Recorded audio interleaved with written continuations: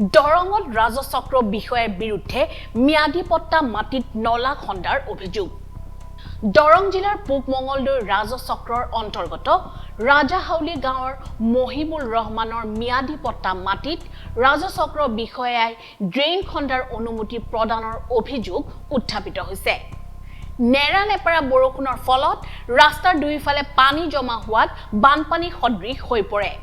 আৰু সেই পানী উলিয়াই দিয়াৰ বাবে গাঁৱৰ ৰাইজে পূব মঙলদৈ ৰাজচক্ৰ বিষয়াক আবেদন জনাইছিল। আবেদন মৰ্মে ৰাজচক্ৰ বিষয়া গৰাকীয়ে উক্ত স্থানত উপস্থিত হৈ ৰাইজৰ সুবিধাৰ্থে ৮ নম্বৰ ম্যাদী পট্টা মাটিত দোকান ঘৰৰ বাবে নিৰ্মাণ কৰা ভেটিৰে পানী উলাই দিয়াৰ বাবে অনুমতি প্ৰদান কৰে। ৰাজচক্ৰ বিষয়াই মাটিৰ গৰাকীৰ অজ্ঞাতে এনে সিদ্ধান্ত লোৱা বুলি অভিযোগ তোলে মাটিৰ গৰাকী মহিবুৰ ৰহমানে। ঘটনাটো ক'বলৈ গ'লে মানে বৃহৎভাৱে ক'ব লাগিব। তাৰমানে আমাৰ ৰাজাহাউলি ৮ নং মেধি পট্টাৰ মাটি, এই পট্টাৰ মাটিখিনি আগতে মানে ৰাস্তাৰ কাম হওঁতে ৰাস্তাত সোমাই আছে। তাৰপিছত ইয়াত কোনো ধৰণৰ পানীৰ ডুং নাই আমাৰ মাটিত। তৎসত্ত্বেও আমি চিভিল কেছ এটা কৰি থৈছোঁ।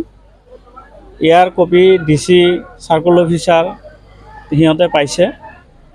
কিন্তু আজি অকস্মাত চাৰ্কল অফিচাৰ আহি মোক নুসুধাকৈ ইয়াতে মই মাটি কাটি থৈছোঁ দোকান ঘৰ উঠাম বুলি, ইয়াতে মানে মাটিখিনি কাটি দি আছে।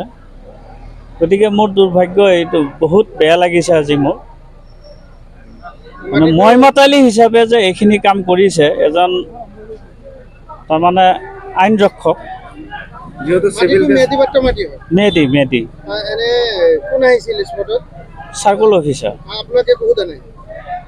মোক একো কোৱা নাই, মোক মাতাও নাই, মোক একো ধৰণৰ সোধপোছ নকৰাকৈ তাৰমানে ইয়াতে মাটিখিনি মানে কাটি আছে, কাটি পানী ওলাই দিয়া এটা ডুং খান্দি আছে। যেহেতু চিভিল কেছ চলি আছে, কোনো ডিগ্ৰী নোপোৱাকৈ এনেকৈ কাটিব পাৰিলে নেকি? সেইটোৱে। গতিকে আজি মিডিয়াৰ জৰিয়তে এইখিনি কথা মই অৱগত কৰালোঁ। কোনো ধৰণৰ এতিয়ালৈকে অহা নাই, ৰিপ্লাই অহা নাই। কেছৰ কোনো ধৰণৰ ডিগ্ৰী হোৱা নাই এতিয়ালৈ। আপিল আমি জনাইছোঁ।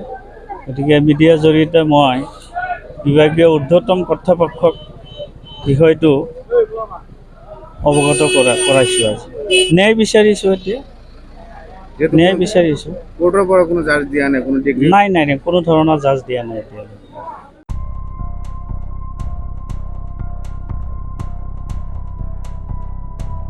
খাৰুপেটীয়াৰ পৰা ৰফিকুল হকৰ ৰিপৰ্ট, টকশ্বক 24 ইণ্ডিয়া।